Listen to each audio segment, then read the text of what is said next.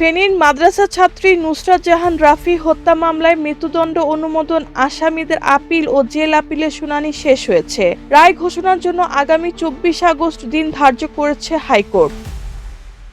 বৃহস্পতিবার বিচারপতি K M Rasheduzzaman রাজার হাইকোর্টের বেঞ্চ শুনানি শেষে এদিন নির্ধারণ করেন। 2019 সালের 24 অক্টোবর ফেনীর নারী ও শিশু নির্যাতন দমন ট্রাইব্যুনাল মামলার রায়ে 16 আসামির প্রত্যেককে মৃত্যুদণ্ড এবং 1 লাখ টাকা করে জরিমানা করেন। পরে মৃত্যুদণ্ড অনুমোদনের জন্য মামলার নথি হাইকোর্টে পাঠানো হয়। একই সঙ্গে আসামিরা পৃথক আপিল ও জেল আপিল করেন।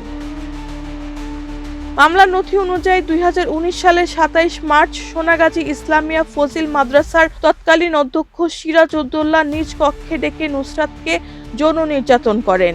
এই ঘটনায় মামলা হলে তাকে গ্রেফতার করা হয়। মামলা তুলে না নেওয়ায় 6 এপ্রিল মাদ্রাসার ছাদে নুসরাতের হাত পা বেঁধে গায়ে কেরোসিন ঢেলে আগুন ধরিয়ে দেওয়া হয়। গুরুতর দগ্ধ অবস্থায় ঢাকা মেডিকেল কলেজ হাসপাতালের বার্ন ইউনিটে চিকিৎসাধীন 10 এপ্রিল তার মৃত্যু হয়। পরে নুসরাতের বড় ভাই মাহমুদুল হাসান নোমান সোনাগাজী থানায় মামলা করেন।